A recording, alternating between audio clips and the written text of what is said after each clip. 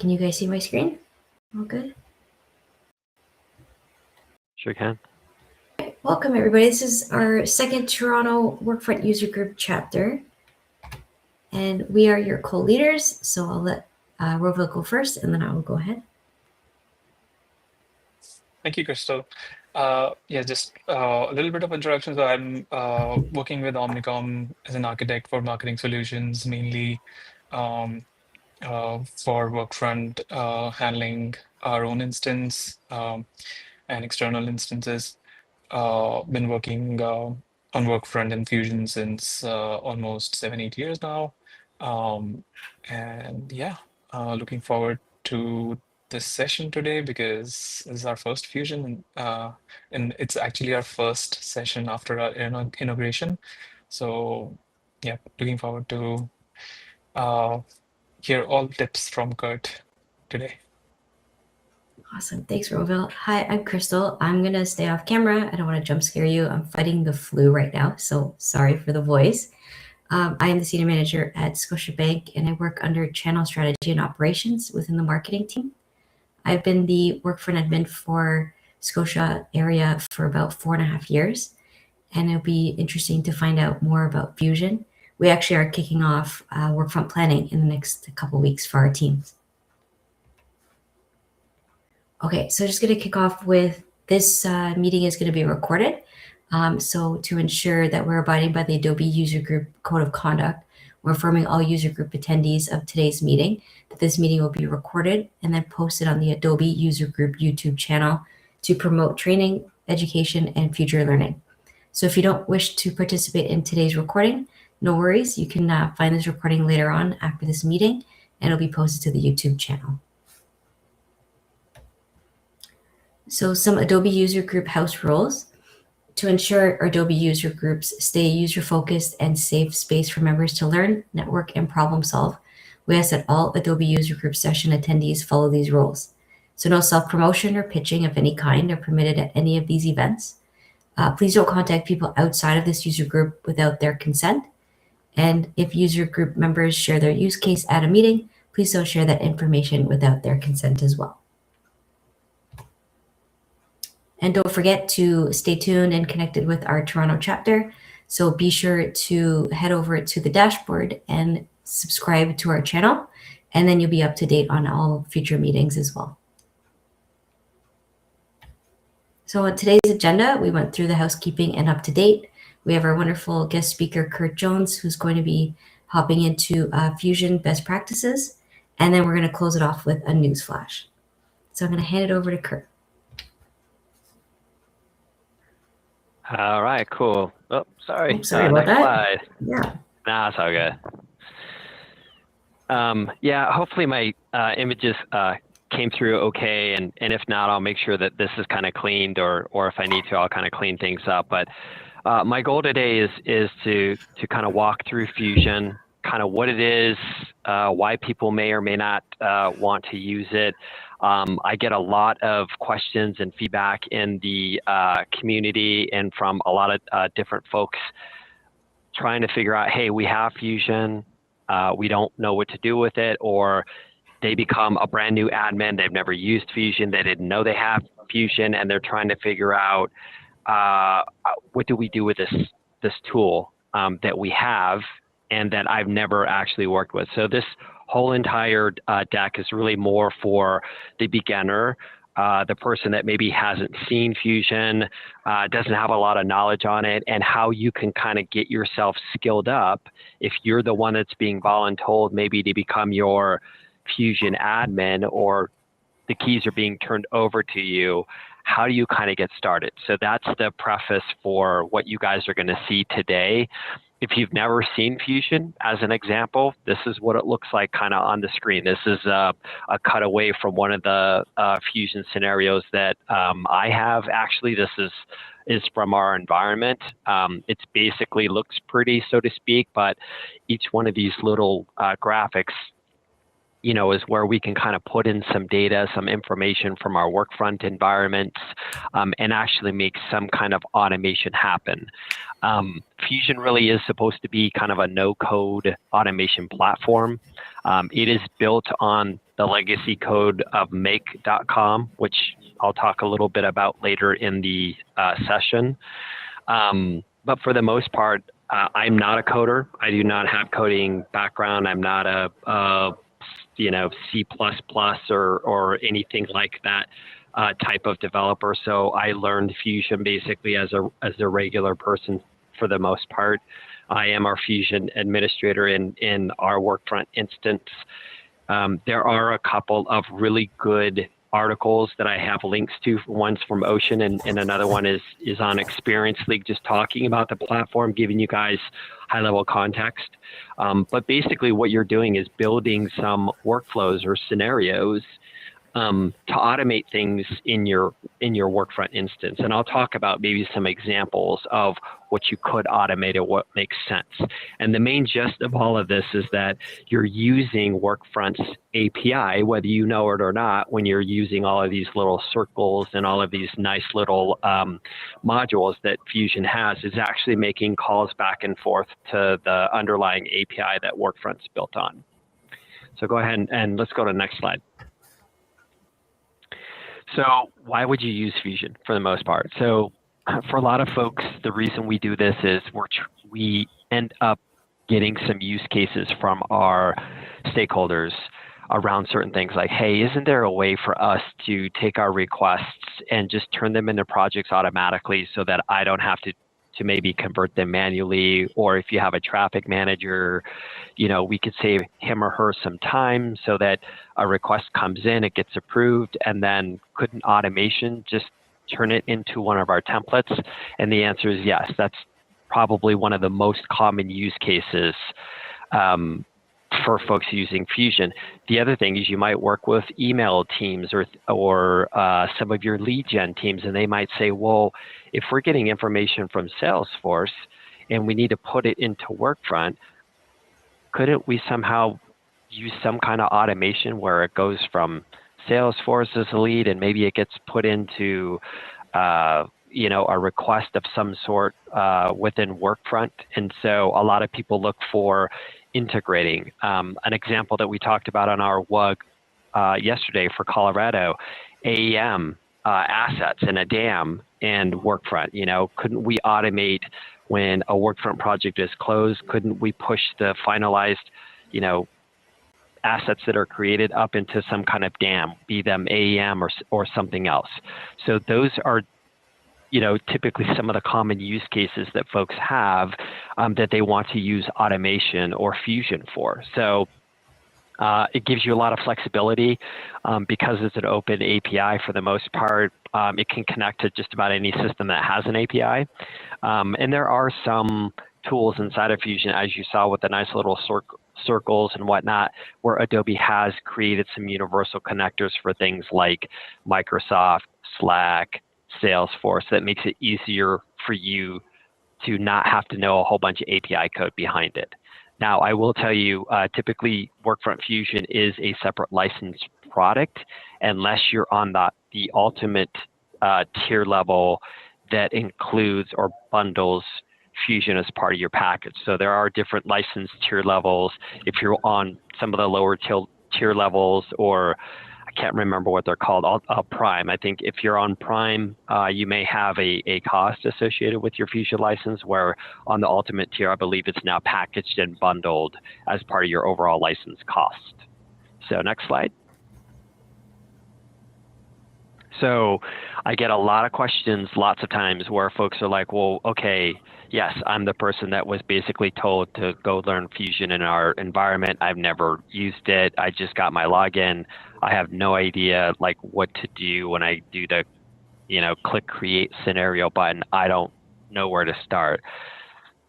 We're going to go through that now. So a lot of different ways to learn. I'm a self-learner. I'm also a visual learner, so things like videos or being able to actually see stuff is better for me than reading like a massive 600-page document. I'm just better at visual learning. So The links here, there are some tutorials within Experience League that kind of show you, I'll say, some of the basics or the getting started pieces of Fusion.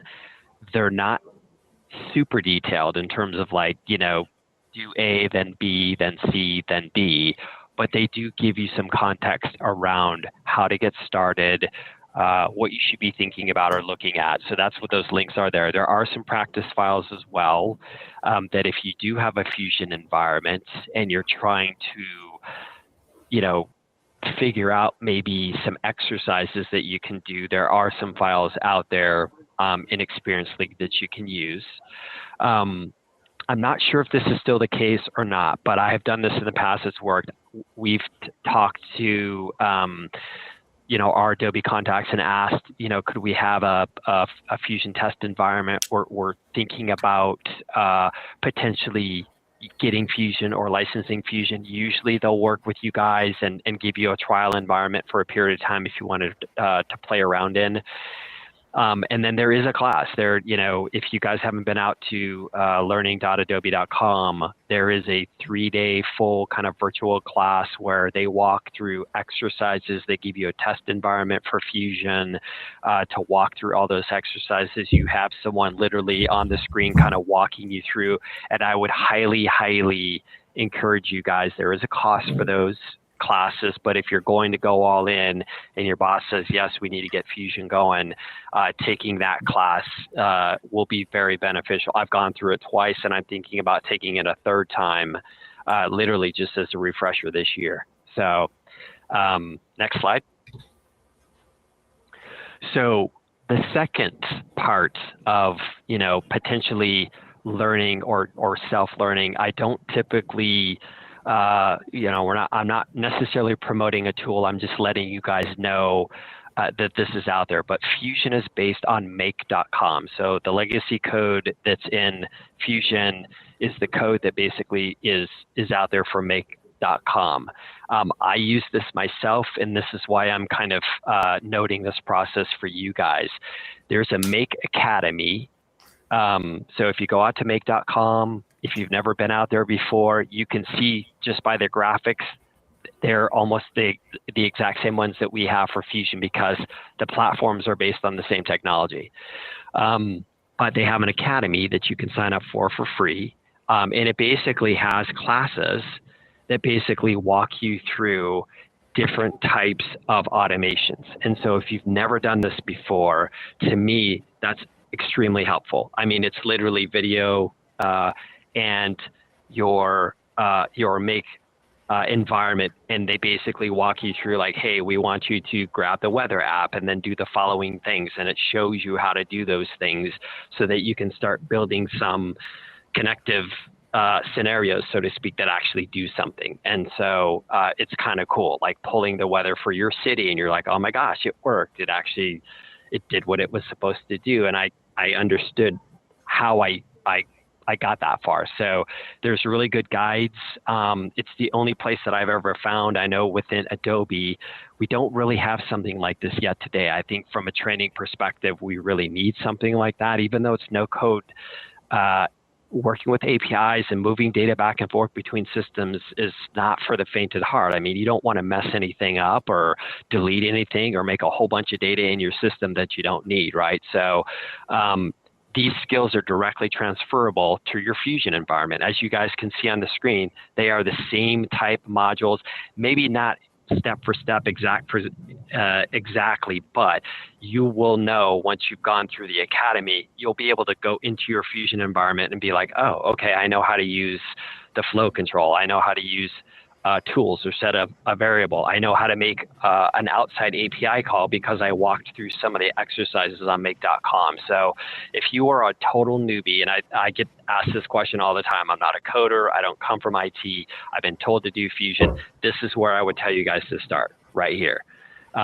Next slide. So I'm making sure that you guys are understanding this, so much so that I have a part 3 on this, literally still for Academy and for make.com. So I wanted to show you guys literally basically kind of what you'll see or what you'll get if you go out to these environments. So if you go to the Academy, you can see make foundation, make basics. The making AI agents is probably not something that you need to know at this point in time, but going through all of the exercises and classes within Make a Foundation and Make Basics will actually help you and give you exercises to actually make some automations. They're kind of fun, they're kind of neat, and you'll kind of have a better understanding in terms of like, wow, I really got to connect some data, pull some data from, some different resources, and it worked.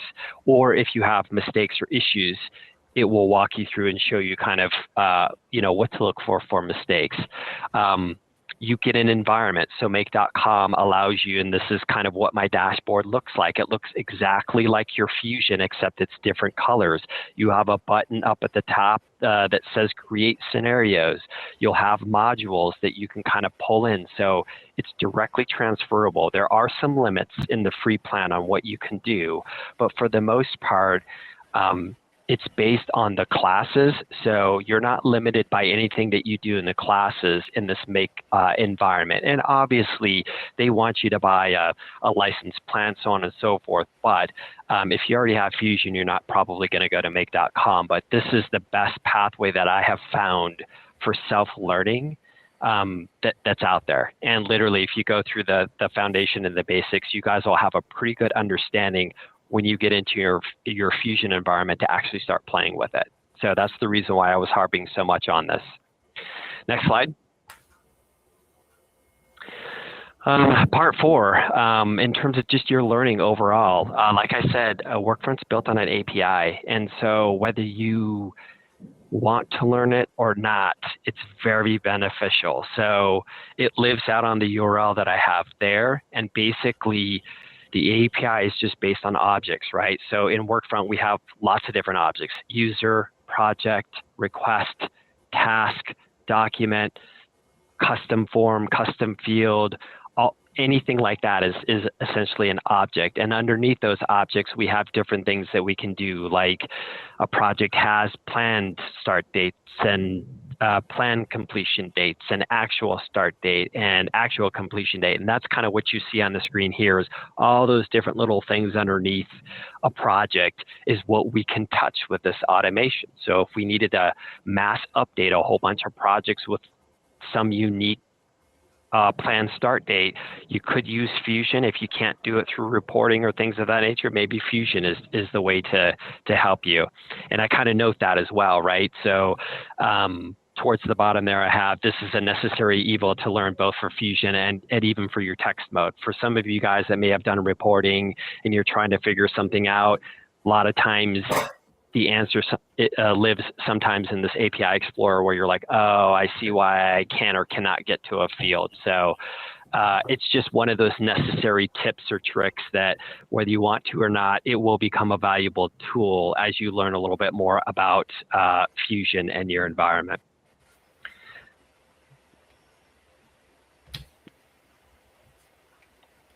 All right, so this is typically a lot of what I get as well. Let me pause before I get into use cases to see if folks have any questions. Crystal, anyone want to come off? Anybody have anything before we jump into the use cases that they want to ask? If not, I'll keep moving right on. I don't see any questions. I don't see any questions in the chat just yet. Okay, cool. Awesome. And let's go into the use cases. So get there. There we go. Okay. So outside of like, how did you learn Fusion? What did you do? Where did you go? Which hopefully all the slides before this, again, we'll make this available to you guys so that you can kind of remember like, oh, okay, this is what he was talking about. Here's the URLs. But outside of like where to go to actually learn Fusion, a lot of folks ask, well, okay, we're trying to get Fusion. We don't have Fusion. We want to make a use case to our bosses. These next few slides are just use cases that are pretty common. A lot of us have likely done. Some are simple and some are a little bit more complex. But I just wanted to give you guys some context.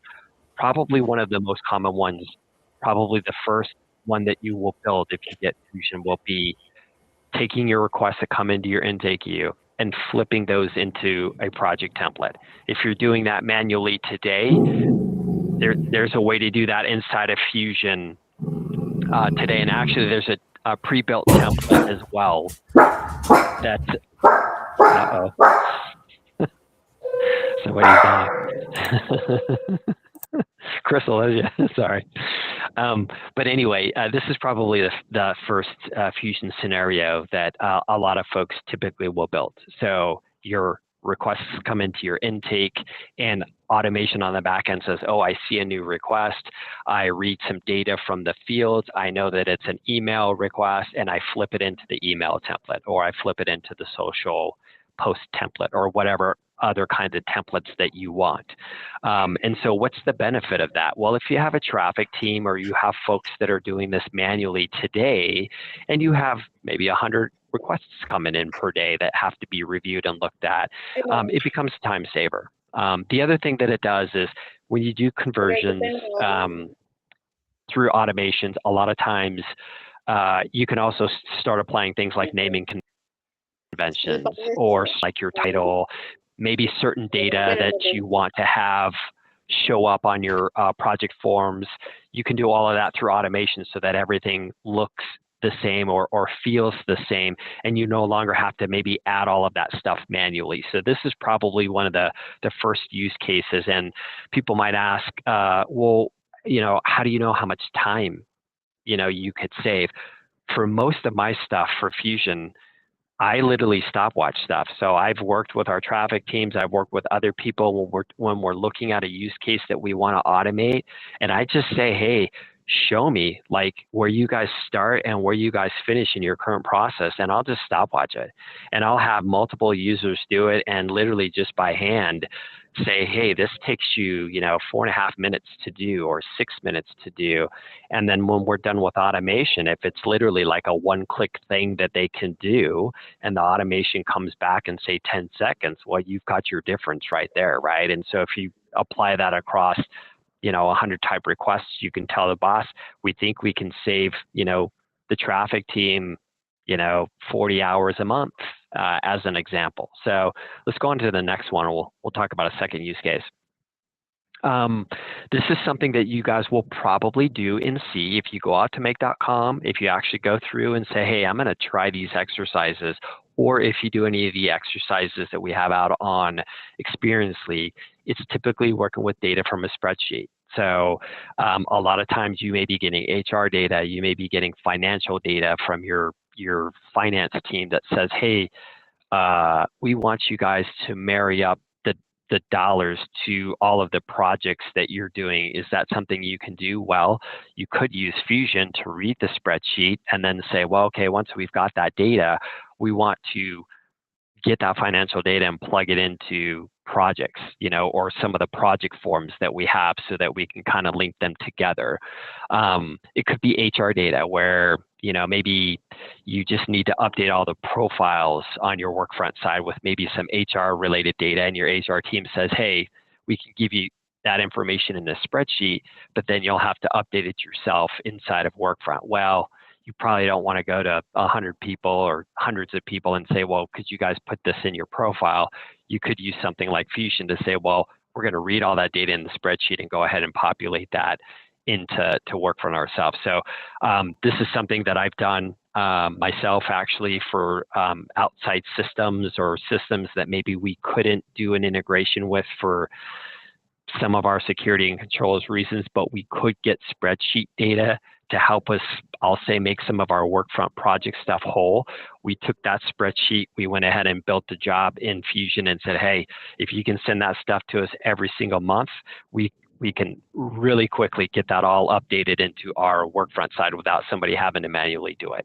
So that's a really good use case as well. If you guys have a lot of spreadsheet related data, you can start pitching that to your bosses as like, hey, we could make that a much easier, lighter process instead of having, Joe or Janie go through it and take a couple of days to update that stuff like they're doing today. So next slide. This is one that's this is a little more complicated. It is possible. In fact, I think in Summit there was a lab that I was in that actually did some stuff with Fusion and Firefly services. This becomes a lot more than just a beginner level service, but all the services that Adobe provides, a lot of them, almost all of them are built on APIs, right? So they allow access to some of their services. I do have a little note down at the bottom where Firefly services does have an additional cost. So you do kind of have to license some of those pieces for Firefly, which you guys probably know. If you're using it, it's like, yeah, I had to license it. But in this example, you may have something in your Workfront environment where you get a request in for maybe your creative team to resize an image. So I'll give you an example. Maybe somebody has an image that's, maybe more of a web-based size that's already been created. Maybe it's part of a campaign, and they can take that image, put it into your request form to your creative team and say, hey, creative team, can you take this and make it into the following 3 sizes? One is for Instagram, one is for LinkedIn, and one is for Facebook.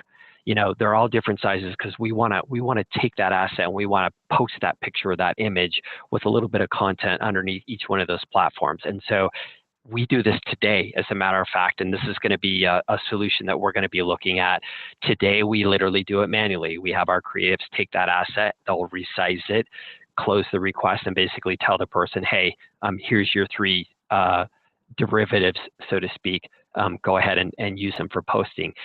You could turn that into an automated function with Fusion where it's like, hey, you put your asset in, you request to resize it. Fusion actually picks it up, uses Firefly services, resizes it, gives it back to you in the request, and it's done, say in 10 seconds, 15 seconds, as opposed to waiting for someone to do it manually. So this is probably going to be something that all of us see. There's other ways outside of Fusion to do stuff like this. I mean, nowadays we've got Gen Studio coming, Adobe Express, so there's 100 ways to do something. But I have seen this in practice as well in other clients where they've actually made this happen, and it works pretty well for them. Next slide. This is probably one of the most common use cases as well, right? Where people have a DAM. It could be AEM assets, it could be binder, it could be anything that you can think of that's a DAM. And people are saying, well, we want one single source to have all of our assets, and we want that connected to Workfront because that's where the projects and all the creative stuff is happening. And when our creatives finish with this stuff, we want to make sure that it goes up into our DAM and that we're not relying on them to remember to download and upload and put it in the DAM like maybe they're doing today. And so you could potentially build an automation where at the end of, say, your life cycle for a project, you have all of your assets put into a special folder called final assets. And so anything that was created for the project that is final, like headers, images, banners, things of that nature, they move it down maybe into a folder and you push that up into your DAM. Now, I'm making it very simple. There's other things that you can do, like having custom forms for metadata, things of that nature. You could have some unique formatting around each one of the assets so it gets put into maybe different areas or different folders of your DAM. But if you just wanted to get it into your DAM with some metadata, you could have something like a Fusion job do that for you. Now, as we move into Adobe products, if you guys are using AEM, things of that nature, there are native, connectors and integrations that can do that for you. But if you don't have AEM assets and you have a DAM that's another different product or something like that, you could potentially do something similar using Fusion. And so I've done that before in past jobs where we had binder and moved data from our Workfront into some binder folders so that all of this stuff was there and available in one place for anyone else to be able to see. Let's see, I'm going to pause real quick. So I see, Brittany, you have a question. Can you do stuff like automations with Adobe Creative Cloud programs and products, right? And you mentioned like Illustrator, Photoshop, InDesign. You can, and to the point that I just made, some of those Creative Cloud products are now being integrated with, say, AEM assets. So if you're an Adobe person, right, they want you to use AEM assets. So they are moving in the direction where they're going to have connectivity for AEM assets, meaning you can, from Photoshop, you can open up, if you have access to AEM assets, you can open up your AEM assets folders that you have access to, search for something like, hey, I need a picture of a guy on a sailboat or something like that, and you find one, you're like, yeah, this is the one that we did last month. You pull that down into your Photoshop, and then you start working on it for, say, a new project. You're going to tweak it, you're going to change it, you're going to do some different coloring and all that stuff like that, but you wanted to reuse that asset for, say, a campaign that you're doing very similar, but for a different client, this year. And so you go through, you do all of that stuff, you finish it. Same thing is that the Creative Cloud items also have connectivity to your Workfront. You can push those things back into your Workfront for reviews, approvals, and then when you're finished and done with it, you can put it back up into your AEM assets, all from your Creative Cloud items as well. So let's see. I'm just while we're paused here, I'm going through the questions. Is anyone using Fusion to move data between core and planning? We're beginning to investigate this. I have done some of this. The planning API is different, very, very, very different than the Workfront core. I do not like it. I do not like it at all. But it's doable. It's doable, and there's universal connectors. The use case that we have from planning is we do have a group that's doing. They're using planning almost like a survey tool. So we've built a form. The reason we did it in planning is because you can get a public link to the form in planning. So you can build a form in planning, and you can make it a public link for 180 days, and then you can refresh it, I believe, every 180 days. But if it's a public link, your users don't need to have a license for Workfront. And in this use case, we just happen to have a lot of different people. JP Morgan is a huge company. We had a lot of different stakeholders in a lot of different areas where it's like, hey, it's going to be impossible for them to all get licenses and things like that. We don't want them to have to go into Workfront and then hunt around and pay. We just want them to go to like one place. And so we built the form in planning, and then we moved the data, or did an automation to shift some of that data into requests, or build basically a request that went through an approval process on the Workfront side. So even though we had a request and a form, so to speak, in planning, once it came in through planning, there was already a built process that the team wanted to continue of reviewing and approving their requests. And so we just literally just copy that data into core Workfront. It comes in through their queue as a regular normal request.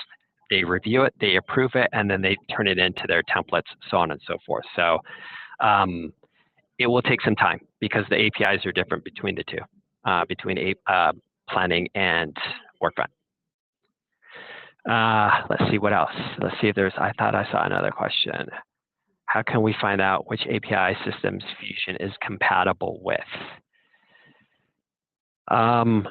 Hey, Kurt. So in general, I added a link to that as a comment to all of the Fusion applications and their modules. So you can, if you want to pull that up and share, I can't share my screen, but that does reference it. But you might want to talk about the universal connectors, because any API can be connected with Fusion. There's just set ones that are specific to software, and then ones that you have to configure with more of a developer background. Yeah. So so Autumn's right. So in general, again, that's why you need to know the API Explorer, and at least have it become somewhat of your friend, because in general, anything that has an API can be connected to. But the universal connectors that Adobe creates are typically for, I'll say, the most common client use cases they get. So as an example, there's connectors for Salesforce, Salesforce Marketing Cloud, Slack, Google products. So people using, shifting stuff to Sheets, things of that nature.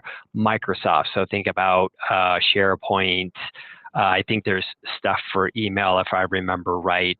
There are some DAM universal connectors that are out there, but a lot of tools, obviously Adobe related tools. So they're building more and more universal connectors for like AEM assets, analytics, Journey Optimizer. And so anything that's an Adobe related product or service, obviously Adobe's putting a lot of time and effort to say, hey, we want to make this easy for you to take data from your Workfront and potentially put it into some of these other Adobe tools that we're hoping that you're using already.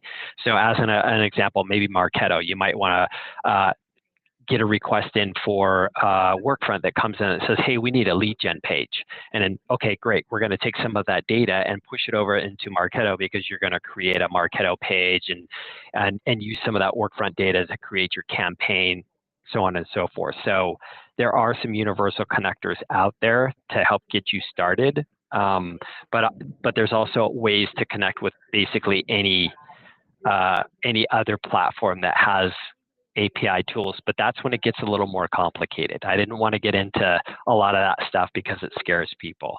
But once you learn and you can start moving data, at least within your Workfront environment, you gain a lot of confidence. You're like, okay, I can see how this stuff goes back and forth. So pushing it to another tool doesn't seem so scary after you've had a chance to start. Can I just also add here? Yeah. Oh, sorry, just for everyone else's reference as well. A lot of these connections, if you're working for a larger company, you will have to go to your admin to make sure that those connections exist. So using client secrets and IDs. So it's not just as simple as adding your username and password to log in. A lot of them need more of those backends, as well as you might want to make sure that your company's policies. Like, for example, I was working with a client that wanted to auto-generate an email sent out after X use case happened, right?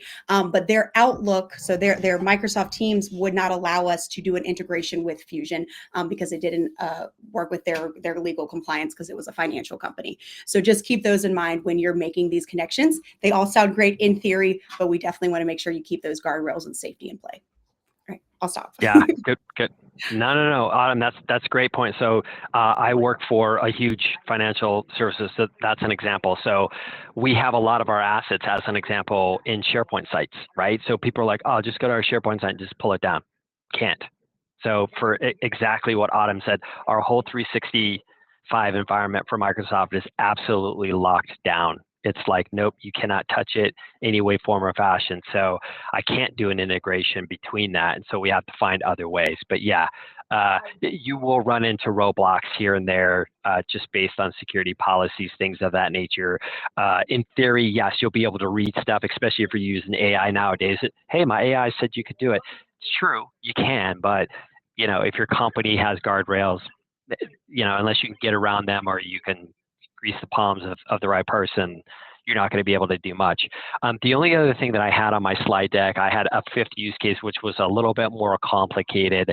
We don't have to bring that up, Crystal, but in general, I just wanted to show people, I'll say the art of the impossible. And in general, you could, again, if it's got an API, for the most part, you could probably connect the two systems.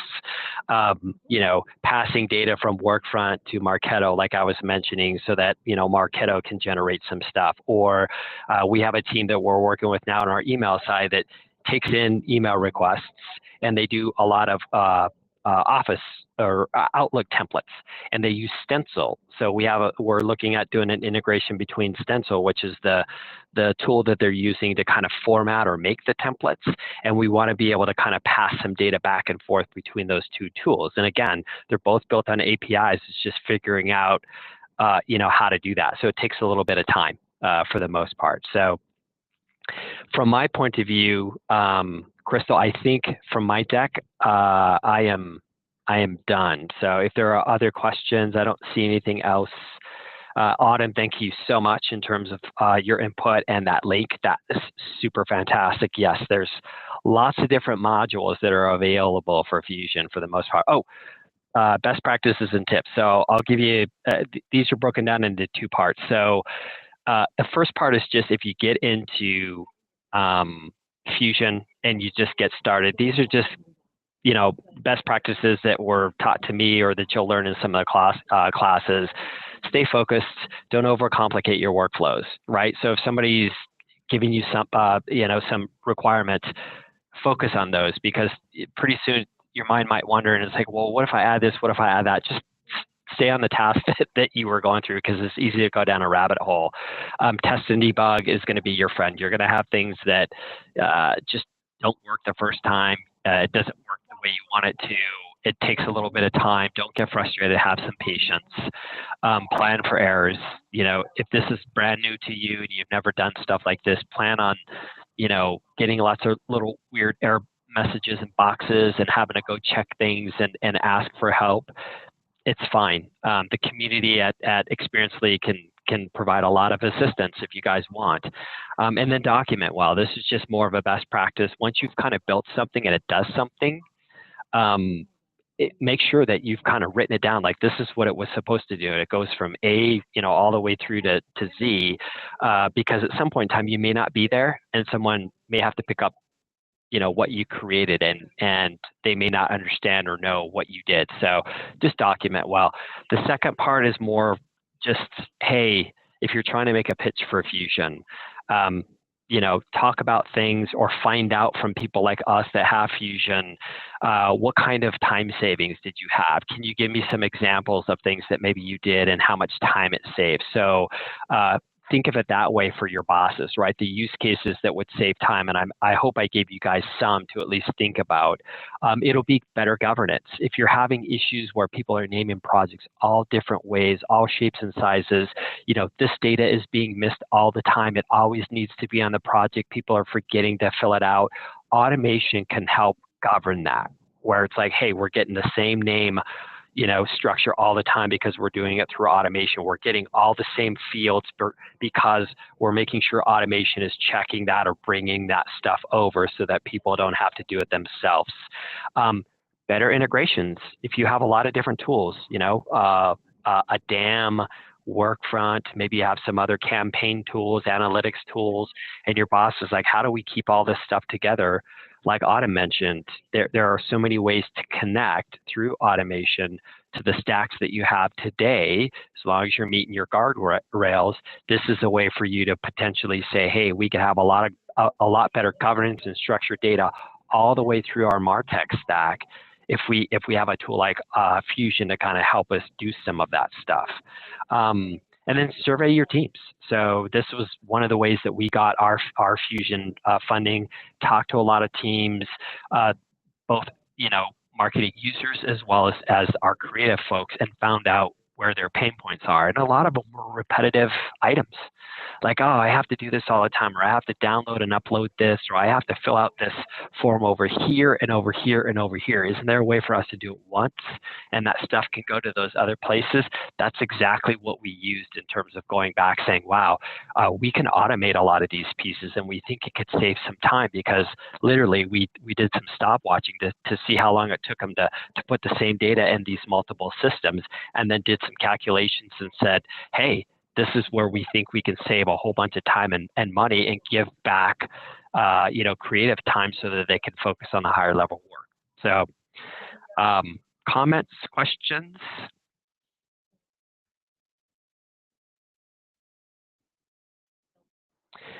Let's see, universal connector, I need to,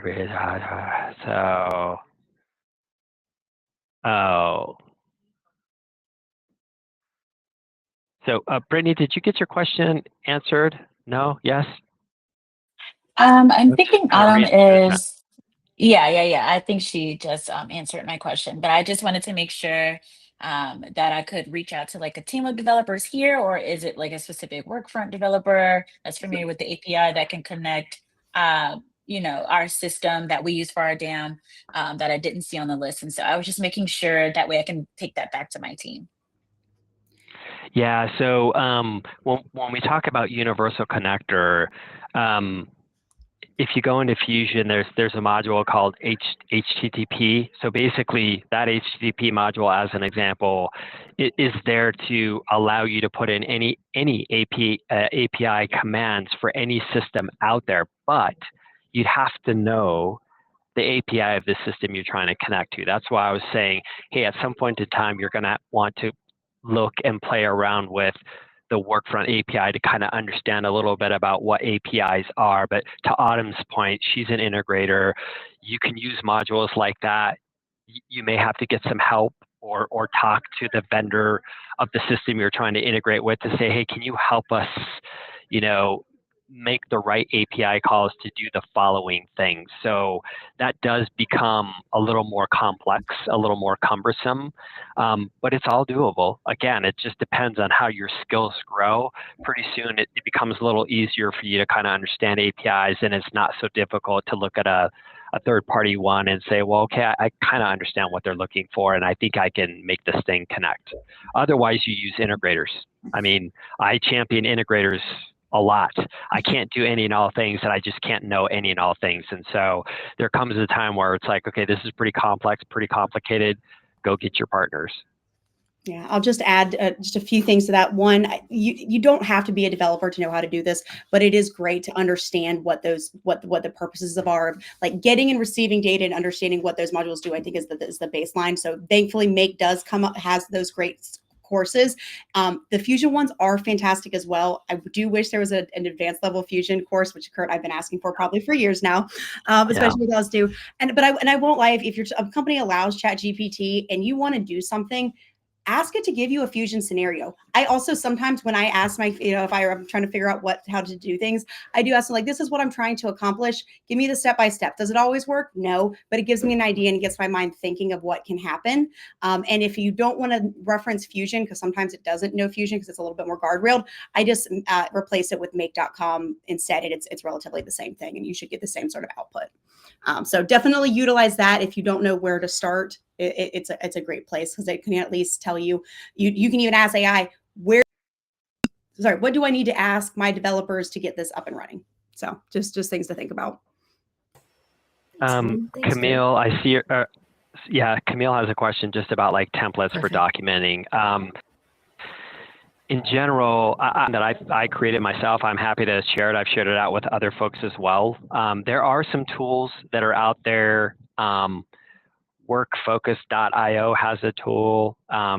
There is a cost to it that can kind of help document and do a lot of different things with your Fusion. But Camille, to your point, I'll get with Crystal and team here, and I'll send an example of one that I've used and that I've written. And feel free to, take my stuff out and just plug your stuff in for the most part. But it's been helpful for me and for the folks around me that need to look at my stuff and say, what did you do? Yeah, and we'll get those out to you as well. Thanks, everybody. Okay, so we're going to round out with Roville, who's going to share his screen on our newsflash. Thank you so much, Kurt, and thank you, Autumn. Thank you. Just give me one moment. And just wanted to add on that last part, right? So about documentation for Fusion scenarios. So there are, like, let's say if you don't have a lot of Fusion scenarios and you're just getting started, there are ways to add notes to each of your modules where you can just, call out what each module is doing, or let's say add a summary for the full scenario. There's a notes section on a scenario level as well. So, if you want to just, let's say, hand over to someone else and or maybe share with the team without getting on a call what each scenario is doing, there are like ways to document that within Fusion as well, out of the box. So just want to add that part. All right, give me one moment.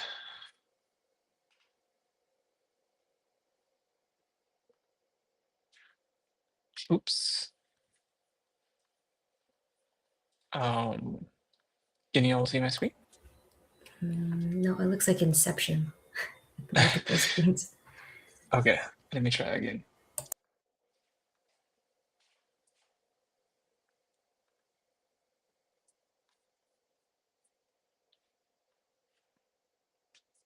All right, can you see now? Yeah, thanks. All right, so. Oh, sorry. Can you? Yeah, there you go. Okay, so I think we have one one chapter specific slide where we give a newsflash for all of the Workfront events that are upcoming, as well as any new features that have recently been announced. Um, uh, I'll start with the release date. So the most recent release we had for Workfront was January 15th, and for Workfront planning, we had a preview and production fast release somewhere in the Q4 of last year, and then for everyone again on January 15th. We have uh, some other events that are upcoming. So you see there is another Fusion event coming up tomorrow. I, looking at the agenda, I think this is a little more advanced. So if you're one of those who are already using Fusion, need a little more uh, tips and tricks to maximize it, this is definitely a good one to attend. We have some admin sessions, insider tours, and we have some adoption and another Fusion event that you can attend in February. So lots of good stuff. As you can see, we have two more events for Fusion, so will help with the continuity. Some of the great features that we recently saw are listed down here. So I'm not going to go through each of them, but some of them that caught my eye were you can check for any conflicts for calculated custom fields if they're part of multiple forms, uh, and see if the same formula is being used or not being used. So that's, as an admin, I found that really helpful. Um, there's really good integrations that are implemented in Adobe Express and Frame.io. So if you're someone who has access to Adobe Express, or you have AEM implemented with Frame.io, you're able to take advantage of these integrations.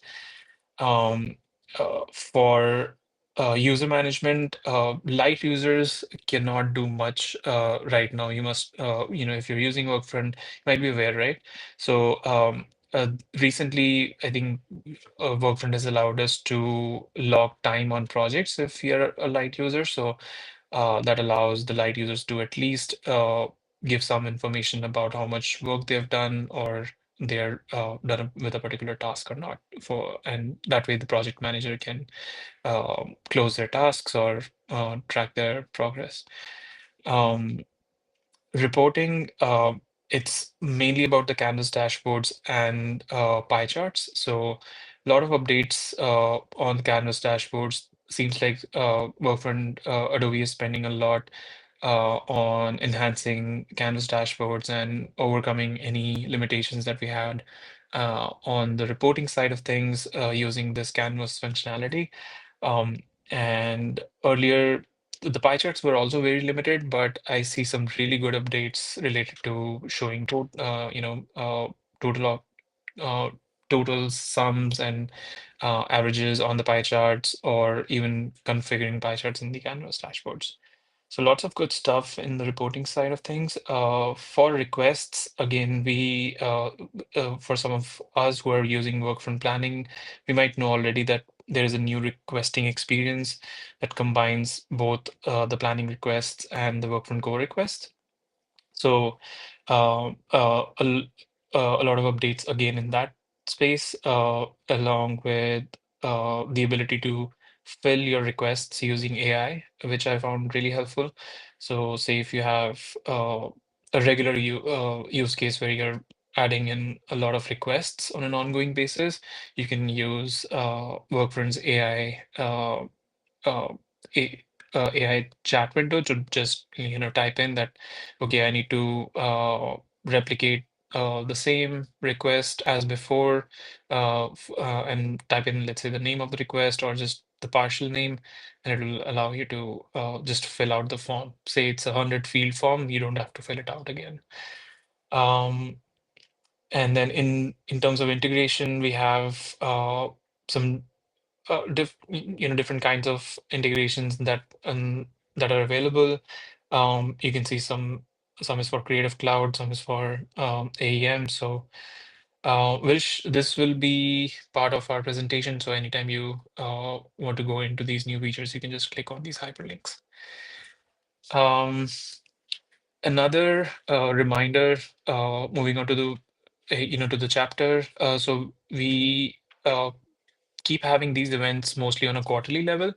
So if you are someone who's staying in Toronto, Canada, or even if generally you want to be part of this chapter and you don't want to miss any updates or reminders about the events that we're going to host in the future, do sign up using the link. I've also put this into the chat, and make sure you get uh, like register to this chapter if you want.